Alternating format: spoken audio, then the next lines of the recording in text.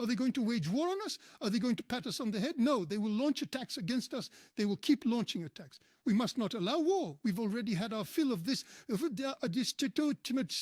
In the event of a conflict escalation, armed forces are already designated. Several tens of thousands of personnel in Western Russia who will immediately, as a second echelon, be brought into the military struggle. Belarus will be the first to engage. We must react. Subsequently, the Russian Federation will support us.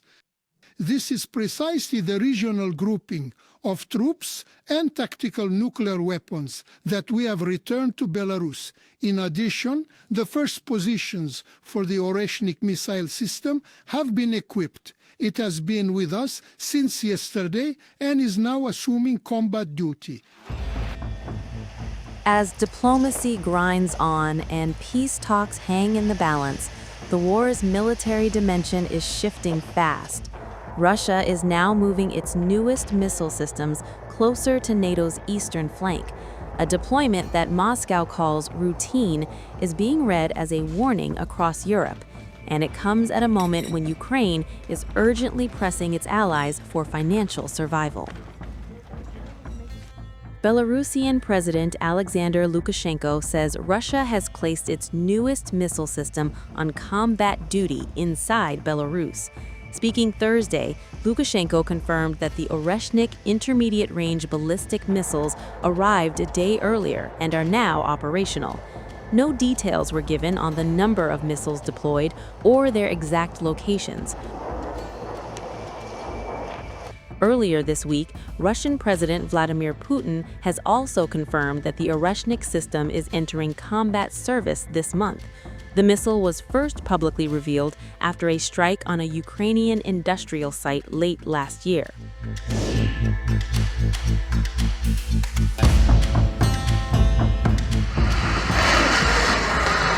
The Oreshnik is a nuclear-capable hypersonic missile system.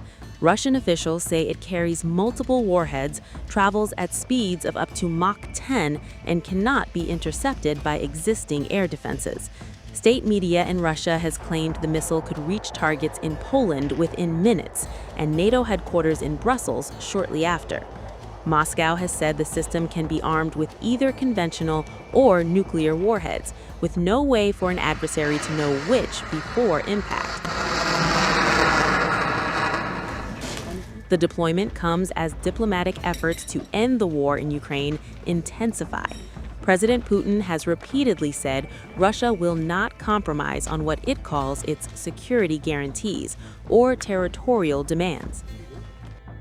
Ukraine's President Volodymyr Zelensky has warned that the missile's range poses a direct threat beyond Ukraine, reaching deeper into Europe. He has urged Western governments to impose new sanctions on Russian companies involved in the missile's development. At the same time, Ukraine is facing a growing financial squeeze. President Zelensky has traveled to Brussels for a high-stakes European Union summit, pressing leaders to approve a loan backed by frozen Russian assets. He has warned that without the funding, Ukraine faces serious problems sustaining its defense and economy. EU leaders remain divided, with concerns over legal risks, retaliation from Moscow, and how the loan would be structured.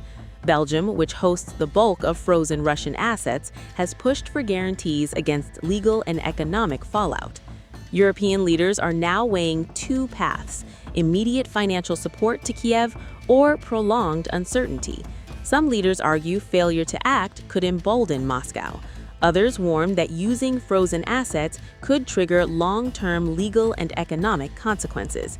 As discussions continue behind closed doors, Russia's latest military move is already reshaping the strategic landscape. If come this spring, Ukraine does not receive the necessary financial tranche, which in the event of peace, Ukraine would then be able to fully utilize for the comprehensive reconstruction and the rebuilding of our entire nation.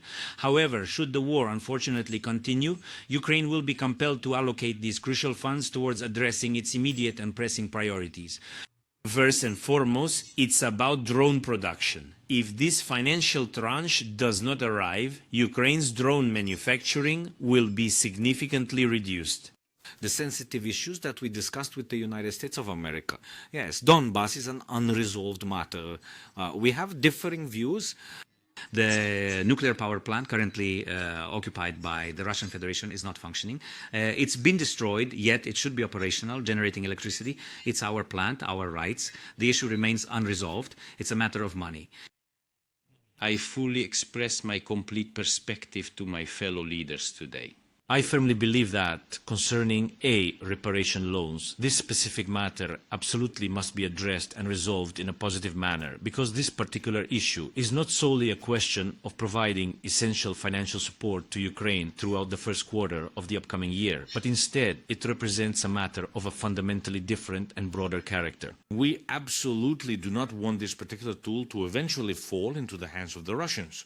We strongly oppose this, and we are convinced they will do everything in their power to block it. There is progress in our dialogue with the American side. Why? Because we've had, in our discussions with America, we've discussed various formats, a number of documents, and I personally believe that in the course of our ongoing dialogue, we have made significant progress. The question is, this is indeed part of the negotiation process. Afterwards, the United States of America takes our specific points without any changes, and then communicates directly with the Russian side. Therefore, at this moment, I simply do not have any feedback regarding our most recent progress. I cannot tell you what is currently available or what is not. But in the very near future, we will certainly make an announcement. And I consider the frequency of our meetings to be a clear indication of progress. For the time being, that is how I interpret this situation. Perhaps there is more optimism than realism in what I'm saying. But these are the realities that we are living with every single day. We live by the fact that we are constantly fighting for ourselves, and we truly believe that we will eventually succeed. We are in this war, and the United States, they are the decision makers who can truly stop Putin. And I count on this, but I really count on pressure from the United States. Now, the United States is more mediating. It's true, they mediated between us, but I really wanted them to take many more decisive steps in pressuring Russia, because I truly believe that Putin doesn't want to stop this war, but he certainly can if the United States will apply more pressure, and President Trump, I believe, can. And God willing, I hope he will be successful in this.